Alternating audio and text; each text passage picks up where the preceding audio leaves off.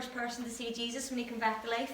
And wee Lydia puts her hand up straight away. Siri says anything, so I says, right, okay, Lydia, who was the first person to see Jesus when he came back to life? My granny. So do you think, or Liz, you must be older looking than what you really are. For me, preparing to speak and getting up to talk, whenever you're putting a message together, it's always a bit of a funny thing, because for me, it never comes together the same way twice. Every time I'm preparing a message, it always happens a wee bit differently. Sometimes I'll be reading a story. I always start the same way. I always start by praying and saying, Lord, will you help me? Lord, will you lead me and guide me? Because I'm no great speaker and I'm no expert in the Bible or anything like that. So I always start by praying and saying, God, you have to help me with this, because I can't do it on my own. So that's how I always begin, and then the message always comes together in different ways. Sometimes it'll be because I'm reading a story in the Bible and I'll get something out of it, or I'll learn something, and I'll get up and I'll tell you what I've learnt in the hope that it'll help you in the same way it helped me. Sometimes it'll be just a wee verse or a wee line from a verse, or a wee line from a worship song that'll click with you, and you start to build a message around that. Sometimes I do what my daddy does. Sometimes I go onto YouTube and I listen to a sermon and then I just copy it. I'm only joking, he doesn't do that. But sometimes what I do when I'm getting ready to get up and speak is I'll begin to pray and I'll say, Lord, for this message, will you just show me a bit more of who you are? Will you just show me a wee bit more of your character? Because something that I never really knew about you before, something that I never really saw before, will you just show me a bit more about you? Because I want to feel that wee bit closer to you, and I want to know you a bit more. And this was one of those times. This is one of those times when I went to God and said, Lord, will you just show me a wee bit more of who you are? And then when I began to read and I began to look at my Bible, I discovered something about God. I discovered that he is the God of Jubilee. And that's the title of my message today, the God of Jubilee. And you might be sitting thinking, well, Lauren, what on earth are you talking about, the God of Jubilee? Because that didn't mean anything to me a few weeks ago when I started putting this together. But the more that I've looked at it, it blessed me and it got me excited. And I'm hoping that it'll bless you and encourage you as well. So here we go, the God of Jubilee. Back in Bible times, every 50 years, there was this thing called the Year of Jubilee. It happened only once, or if you were really lucky, twice in your lifetime. And it was a big deal because it affected all of God's people. And you can read about it back at the beginning of the Bible in the Old Testament. You can read about it in Leviticus, when God comes to his people and he says, this is what I want you to do every 50 years. He says to them in Leviticus 25 verse 9, then on the Day of Atonement, which was the holiest day of the year, on the Day of Atonement, blow the ram's horn long and loud throughout the land. Set this year apart as holy, a time to proclaim freedom throughout the land for all who live there.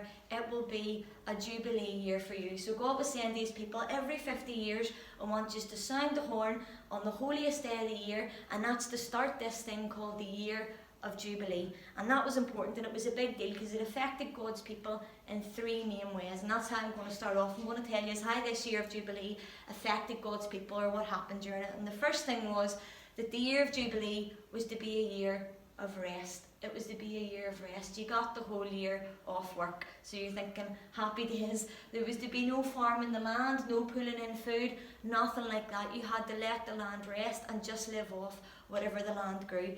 In Leviticus, in that chapter we read, it says in verse 11, during that year you must not plant in your fields or store away any crops that grow on their own, and don't gather any grapes from your unpruned vines. It will be a Jubilee year for you, and you must keep it holy. See, on the Sabbath day, God's people weren't allowed to do any work. On the Sabbath day, God's people had to rest. And this wasn't just a Sabbath day, this was to be a Sabbath year, or a sabbatical. It was to be a break, a year off from work. Now to us, 2 weeks off work to head away on our holidays in the Martin household to Salou is a big deal, and there's a lot of excitement, there's a lot of planning and a lot of preparation that goes into us preparing for our holidays. The first thing we all do is we all go on dates, because we're all a wee bit chubby, apart from Emma and Rebecca. The second thing we all do is we all go and we buy our summer clothes, because you can't go away wearing jumpers and jeans like this to Salou. You don't get the weather for shorts and vest tops. And the third thing we all do is we all hit the sunbeds. We book 100 minutes in the sunbeds, because we don't want to go away looking pasty pale beside the pool and everybody's going to look at them and say, must have only arrived yesterday. So there's a lot of excitement and there's a lot of planning and preparation for us just to get 2 weeks off work and just to get a rest for 2 weeks. So can you imagine the build-up?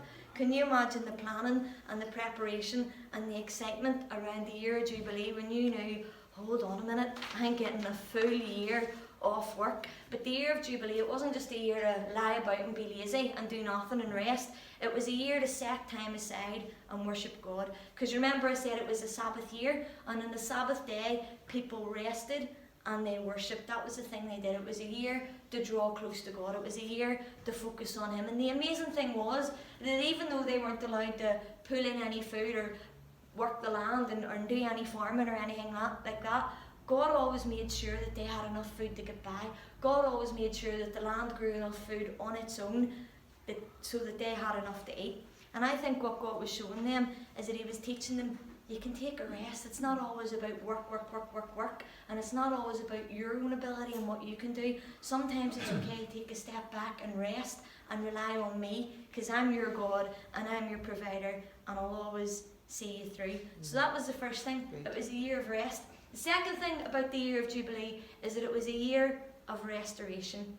A year of restoration, because all the land and all the property had to be given back or had to be restored to its original owner in the Year of Jubilee. In that chapter in Leviticus, in verse 23, it says, God said to the people, the land must never be sold on a permanent basis, for the land belongs to me. And then when you skip on down to verse 28, it says, in the Year of Jubilee, the land must be returned to its original owners. So if you were someone who had bought a big plot of land or a big house, after 50 years, you had to hand that back to its original owner.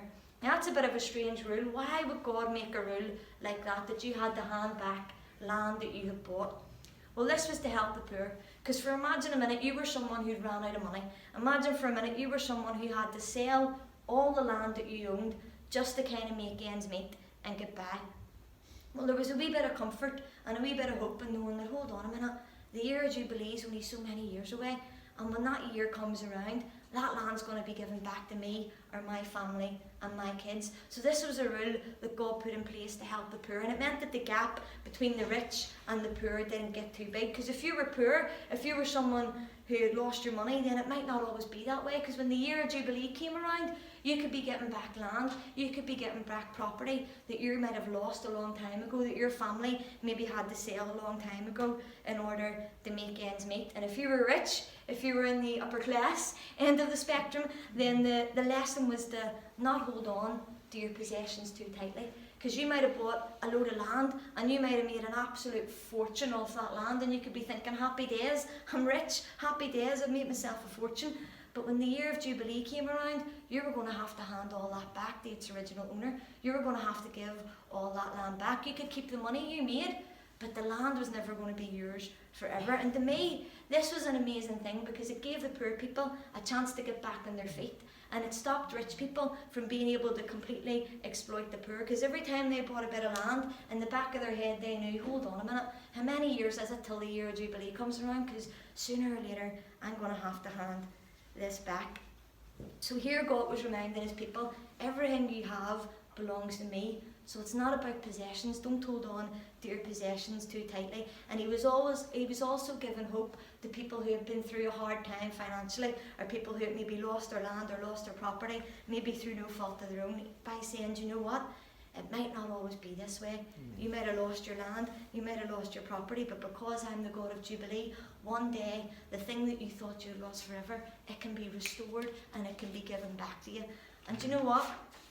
The thing that I love about the Bible is that it gives you an insight into who God is. It gives you a glimpse of his character, and I love the fact that he put these things in place, because it shows me how much he cares. It shows me he doesn't like people being taken advantage of. It shows me he likes people to be given a second chance and a fresh start. And to me, that's a God worth serving. To me, that's a God worth worshipping. So the Year of Jubilee was to be a year of rest, a year of release, or a year of restoration. And the last thing about the Year of Jubilee is that it was to be a year of release, because in the Year of Jubilee, any slaves and any servants had to be set free, and they were free to go home and have a second chance at life.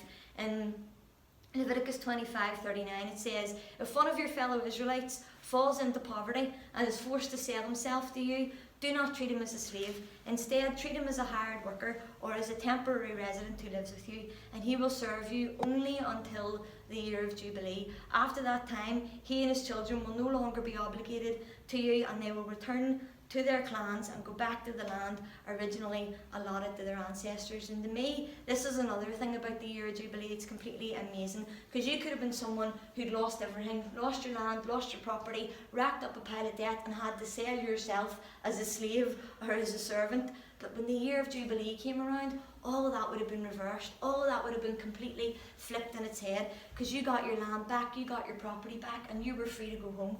You were free to go and have a second chance at life again. So for a lot of people, the Jubilee was a sign of hope, a sign that even though things have maybe been tough and you've maybe struggled for a long time, it won't always be this way, because there's a day coming when God will turn it around. So that's how God originally intended for the Year of Jubilee to be. A year of rest from your work, to set time aside to worship God. It was to be a year when land and property was restored to its original owner, and it was to be a year when those who were slaves and servants were released and set free to go. That's what he wanted people to do every 50 years. He says, I want you to set this year aside as a year of Jubilee. The only difficulty is that people in Bible times weren't always too good at obeying God's laws. They weren't always too good at doing what he asked them to do. And a lot of Bible scholars tell us that this thing called the Year of Jubilee, it sort of fell by the wayside. Over time, people stopped doing it. Over time, people sort of said, let all my workers and my servants go. No, I don't think so.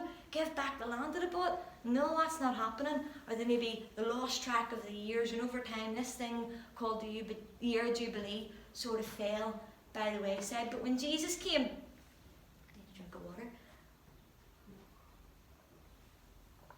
But when Jesus came, there was one day when he got up in the temple, he got up in the synagogue, and he was preaching to the people, and he actually reminded them of how important this thing called the Year of Jubilee was to God. And you can read about it in Luke chapter 4. In Luke 4:16, it says, when he came to the village of Nazareth, his boyhood home, he went as usual to the synagogue on the Sabbath, and he stood up to read the scriptures. The scroll of Isaiah the prophet was handed to him, and he unrolled the scroll, and he found the place where it was written, The Spirit of the Lord is upon me, and he has anointed me to bring good news to the poor. He has sent me to proclaim that captives will be released, that the blind will see, that the oppressed will be set free, and that the time of the Lord's favour, or the year of the Lord's favour, or the Year of Jubilee has come. Jesus was saying in this story, I'm here to tell you that the Year of Jubilee has come. He says, I'm here, and I'm here to tell you that you can rest and set time aside to worship, and you don't have to try and work your way to heaven. He says, I'm here to tell you that I can restore things that you thought you'd maybe lost, like your hope and your peace and your joy. I'm here to tell you that you can be released from things that maybe made you feel stuck and trapped and held you back from fulfilling your full potential.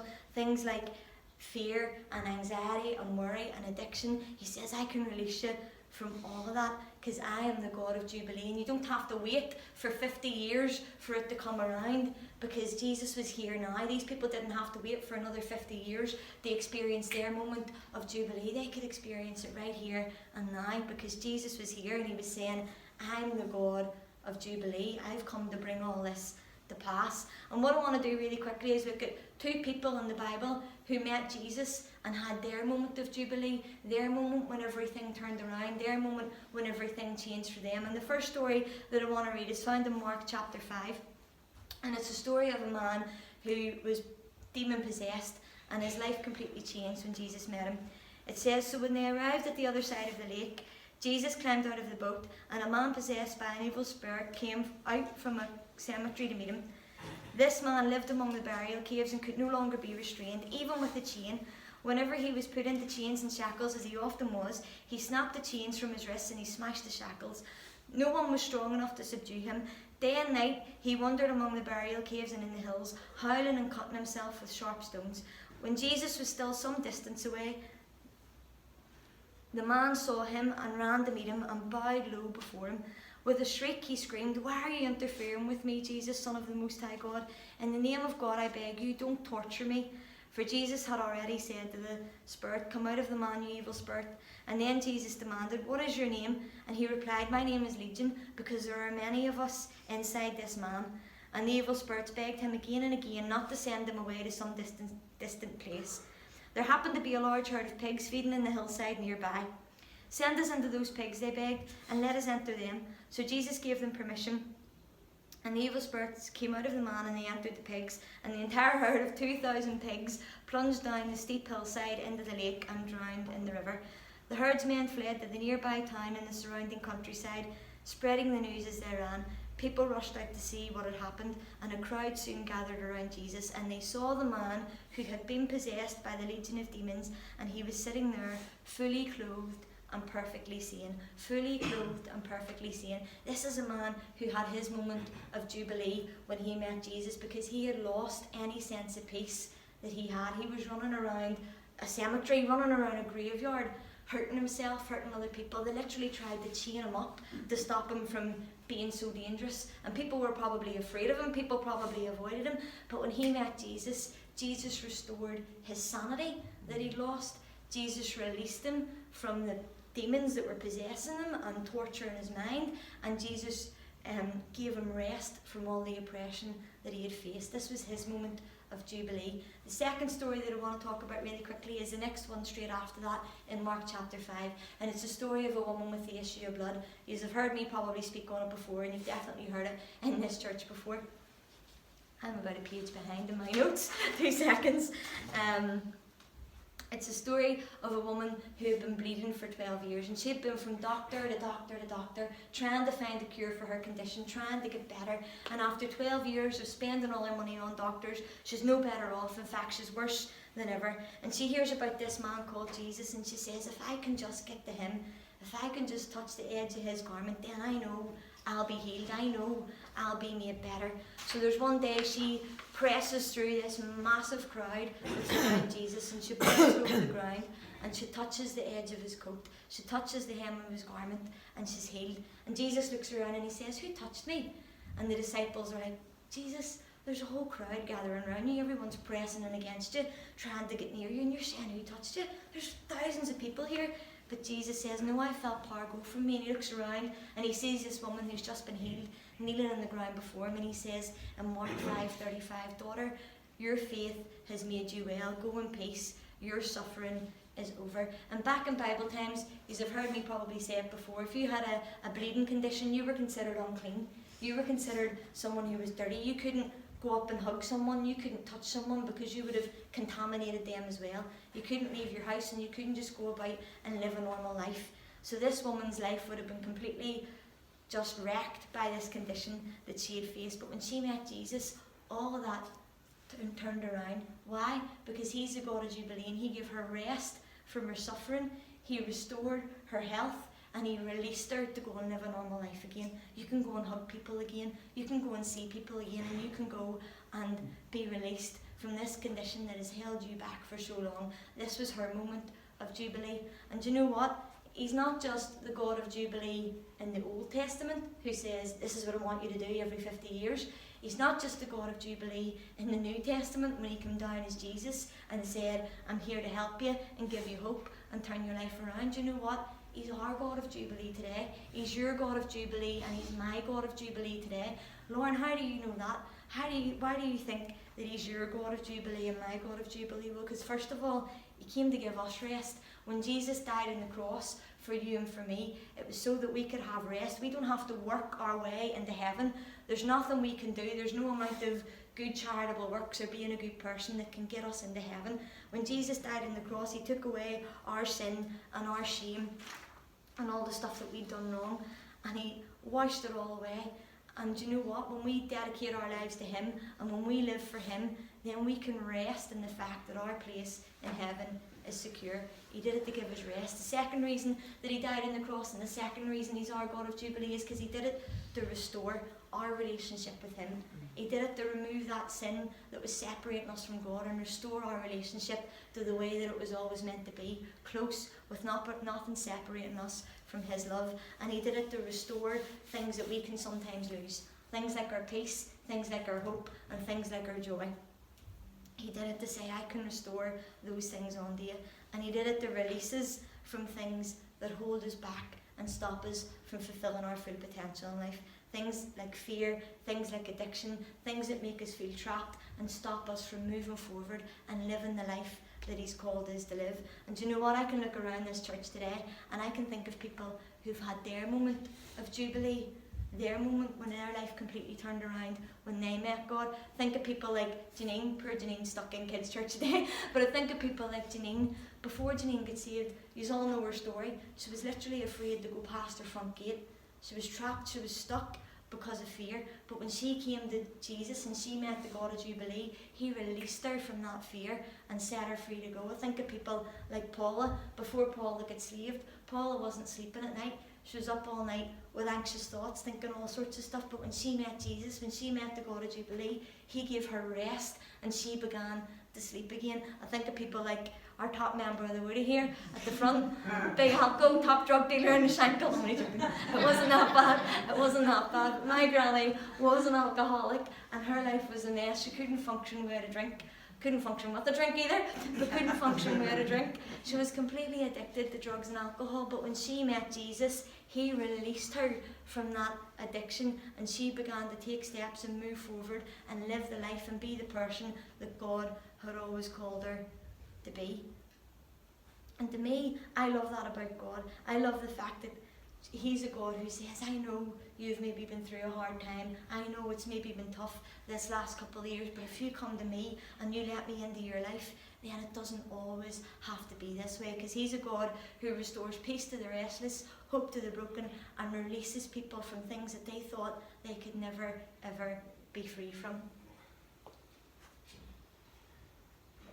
And you might be sitting thinking, well, Lauren, that all sounds great, but how do I get this to work in my life? Because do you know what? Even though I'm a Christian, sometimes things come into my life and I lose my peace. I get a bit worried about things, I get a bit fearful about things, and I lose my peace. Or Lauren, how do I get this to work in my life? Because I know I'm a Christian, but sometimes things come into my life and I lose a bit of joy or I lose a bit of hope. I get a bit stressed out because at the end of the day, we're all human, and even as Christians, we still go through stuff. So how do I get the God of Jubilee to work in my life? Well, I believe that Jubilee, is that rhyme or something? I believe that Jubilee begins with a moment of holiness. I believe it begins with a moment of holiness. Why do I think that? Because when you look right back at the Old Testament, when God first came up with this year of Jubilee, the first thing that he said to his people was, you must set this year apart and keep it holy.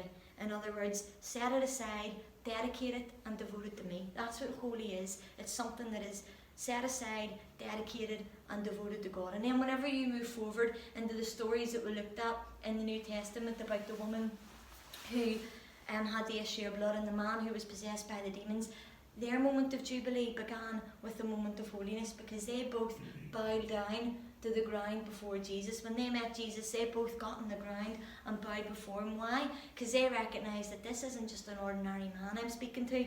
This isn't just, Joe up the street. This isn't just somebody who is my mate. This is God, and I need to bow down before him and show him reverence and respect. They recognised Jesus as someone who is holy, and that's why they bowed down before him. And to be holy doesn't mean to be boring and you don't do anything apart from sit in the Bible and read, or sit in the house and read your Bible and pray for 17 hours a day. That's not. Holiness is about so much more than that, because Jesus was holy and he still had friends and he still laughed and he still loved being around people. He still ate, he still socialised. He wasn't bored, and people loved being around him.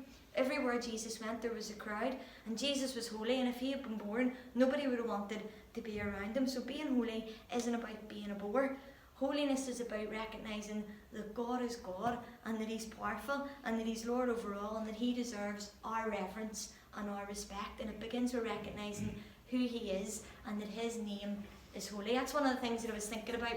Kind of ties in actually with what my daddy was saying earlier. So one of the things that I've been thinking about over this last couple of weeks is the fact that as Christians, we're people who carry the name of Christ, and we represent him in the way that we act, in the way that we speak to people, in the places that we go, and how we live our lives. And if I'm going to be someone who says that I'm a Christian and I carry the name of Christ, then I want to be someone who carries it well. I don't want to be someone who says, oh, I'm a Christian, but do you know what? It's okay. I can do this wee thing and I can do that wee thing and I can live whatever way I want because Jesus loves me and he'll let me away with it. Because that's not how holiness works. That's not how his name works.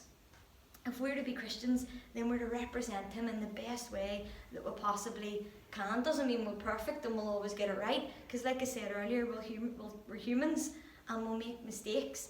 But it begins with us saying, Lord, do you know what? I want to give you your rightful place as Lord of my life. Jesus offers us so much. He offers us rest. He offers to restore things that we thought we'd lost forever, and he offers to release us from things that hold us back. But it's our responsibility to live a life that represents him well, and to remember that the name that we carry is a holy name. It begins with us opening up and saying, God, I want to give you your rightful place as Lord of my life. I'm not going to mess about and say one thing and do another and say I'm a Christian and then live a different way during the week. I'll not always get it right. I'll make mistakes. But living for you is going to be my number one priority.